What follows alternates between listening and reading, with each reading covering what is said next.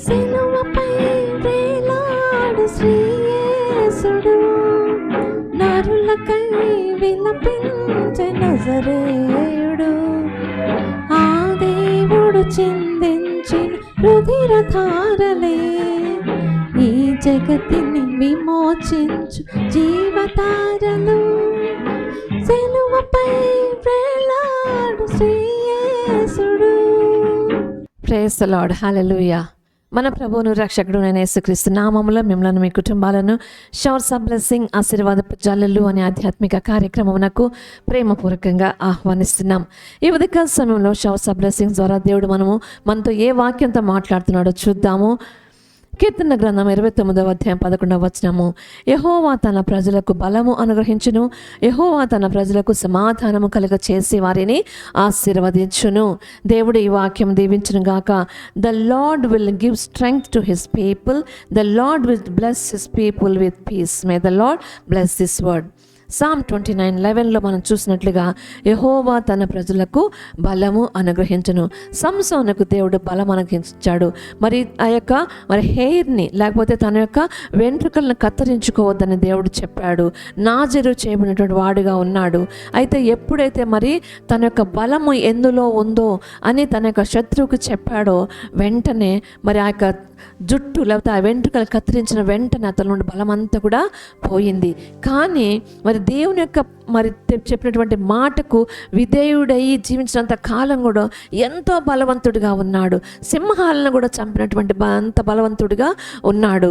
మరి ఎంతో మందిని చంపేశాడు. ఎంతో ఒక గాడిద దవడ ఎముక తీసుకొని మరి ఎన్నో వేల మందిని చంపేశాడు.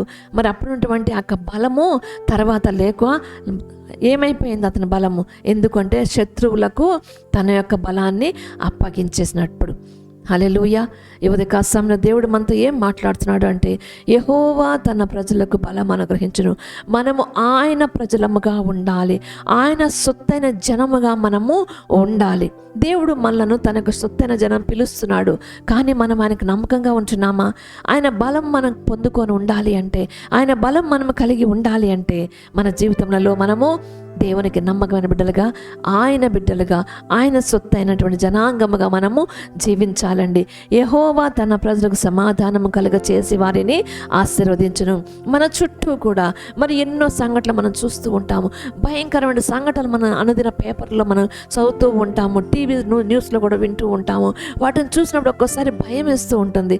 కానీ దేవుడు అంటున్నాడు, నా ప్రజలకు వారు నేను సమాధానమును కలుగ చేదును, వారిని నేను ఆశీర్వదిస్తాను.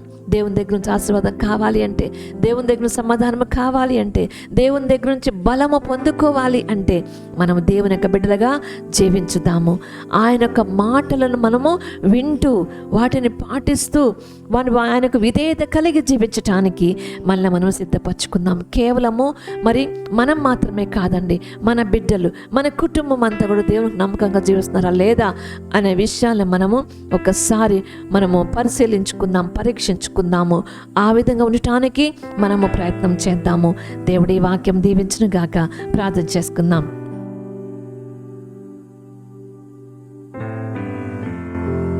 మహాగరుడా, మహోన్నతుడా, మా మంచేసయ్య, నీ పరిశుద్ధ నామమునకు స్తుతులు స్తోత్రము తండ్రి. దేవానికి వందనం చెల్లించుకుంటున్నాం. నా ఉదయ సమయంలో షవర్స్ ఆఫ్ బ్లెస్సింగ్స్ ద్వారా మీరు మాతో మాట్లాడుచున్నారు తండ్రి. యేసయ్య, యెహోవా తన ప్రజలకు బలము అనుగ్రహించునని ప్రభు నీ వాక్యం సెలవిస్తుంది. యెహోవా తన ప్రజలకు సమాధానము కలుగ చేసే వారిని ఆశీర్వదించును అని నీ వాక్యం సెలవిస్తుంది. యేసయ్య, అవునా, నీ ఆశీర్వాదం మాకు కావాలి, నీ సమాధానం మాకు కావాలి, నీ బలం మాకు కావాలయ్యా. ఈ దినపు దేవులతో మమ్మల్ని మీరు నింపవలసిగా వేడుకొచ్చాం తండ్రి. నీకు ఇష్టమైన బిడ్డలుగా జీవించడానికి మీరు మాకు సహాయం దయచేవలసిగా వేడుకొనొచ్చు. యేసు అతి పరిశుద్ధ నామములో ప్రార్థించి వేడుకొంచున్నాము తండ్రి. ఆమేన్.